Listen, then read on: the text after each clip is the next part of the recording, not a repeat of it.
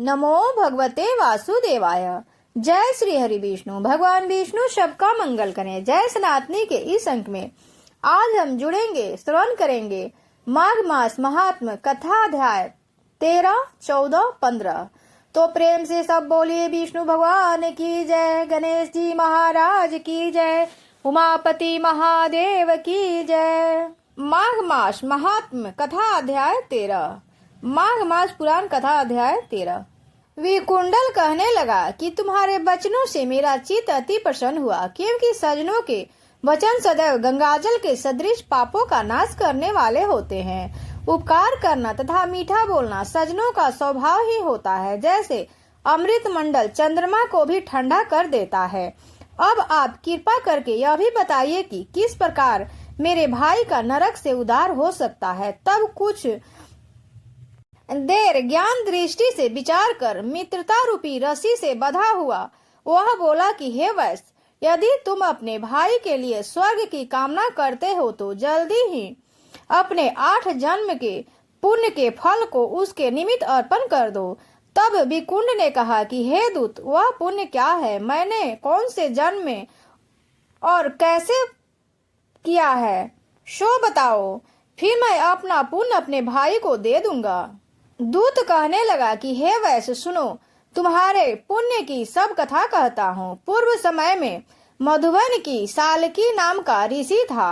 वह बड़ा तपेश्वरी ब्रह्मा के समान तेज वाला था। 9 ग्रह की तरह उसकी स्त्री रेवती के 9 पुत्र थे, जिनके नाम ध्रुव, शशि, बुध, ज्योतिमान थे। इन 5 ने गृहस्थ आश्रम धारण किया तथा निर्मोह, जित माया, ध्यानिष्ठ और गुणातक के चारों संन्यास ग्रहण कर वन में रहने लगे। ये शिखा सूत्र से रहित पत्थर और सोने को समान समझते थे। अगर आपने इस चैनल को अभी तक सब्सक्राइब नहीं किया है तो कृपया सब्सक्राइब करके एक लाइक अवश्य करें।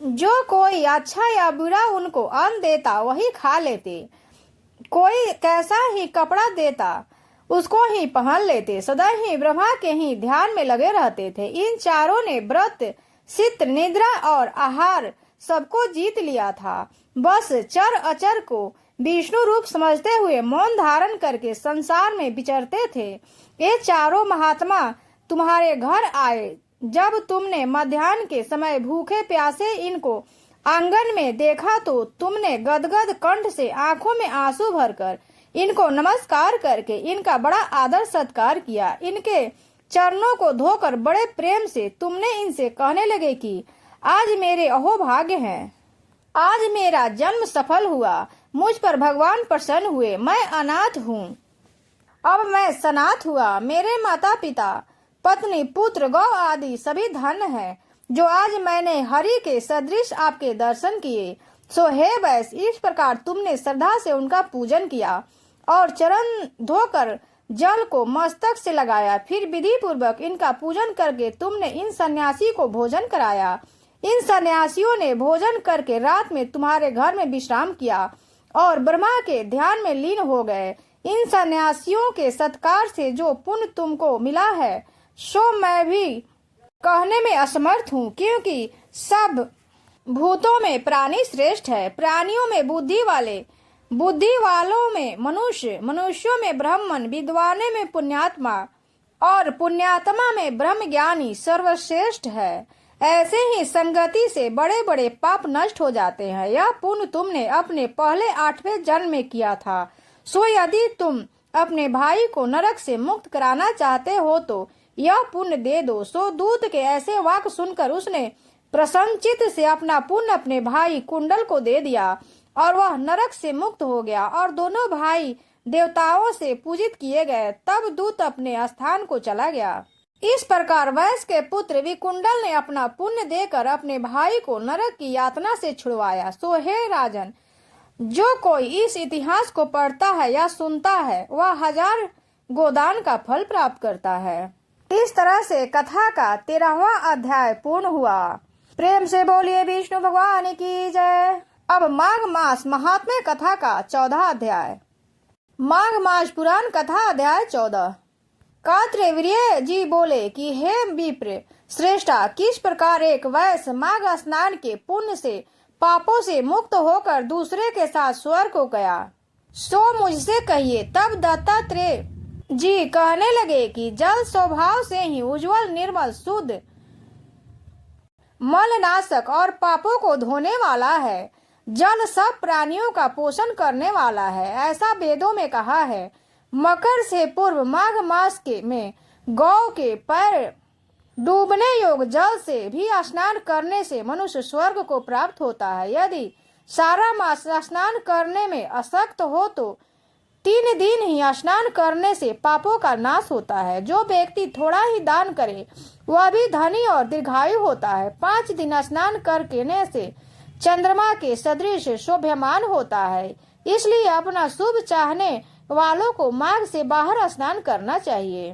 अब माघ मास में स्नान करने वालों के नियम कहता हूँ। अधिक भोजन का उपयोग नहीं करना, भूमि पर सोना चाहिए, भगवान की त्रिकाल पूजा करनी चाहिए, ईंधन, वस्त्र, कंबल, जूता, कुकुम, धृत, तेल, कपास, रुई, वस्त्र तथा अन्न का दान करना चाहिए। दूसरे की अग्नि न तपे ब्राह्मणों को भोजन कराएं, उनको दक्षिणा दे तथा एकादशी के नियम से माघ स्नान का उद्यापन करे। भगवान से प्रार्थना करे कि हे देवा, इन स्नान का मुझको यथोक्त फल दीजिए। मौन रहकर मंत्र का उच्चारण करें, फिर भगवान का स्मरण करें।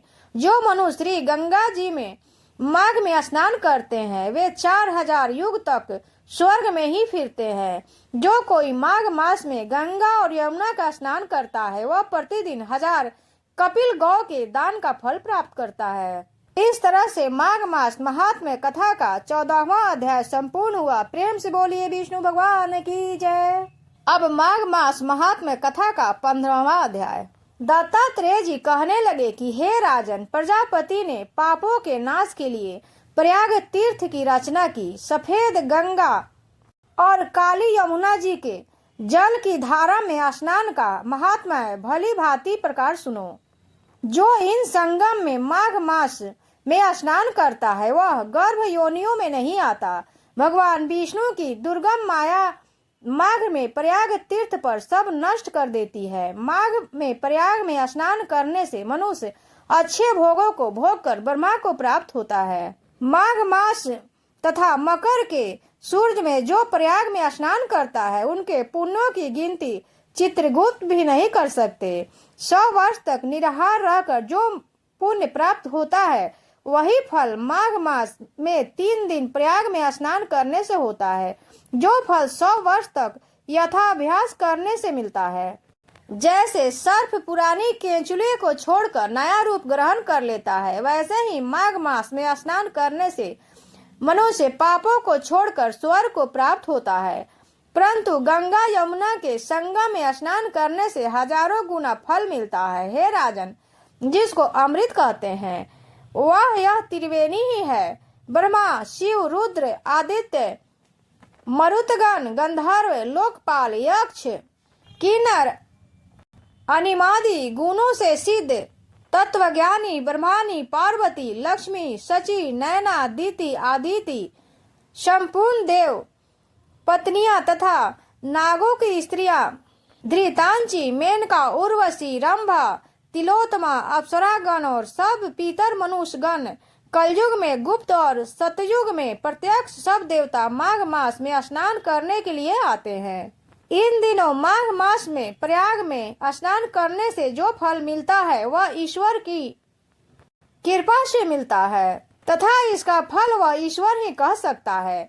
मनुष्य में कहने की शक्ति नहीं है। हजारों अश्वमेघ यज्ञ करने से भी यह फल प्राप्त नहीं होता है। पूर्व समय में कंचन मालिनी ने इस स्नान का फल राक्षस को दिया था और इससे वह पापी मुक्त हो गया था।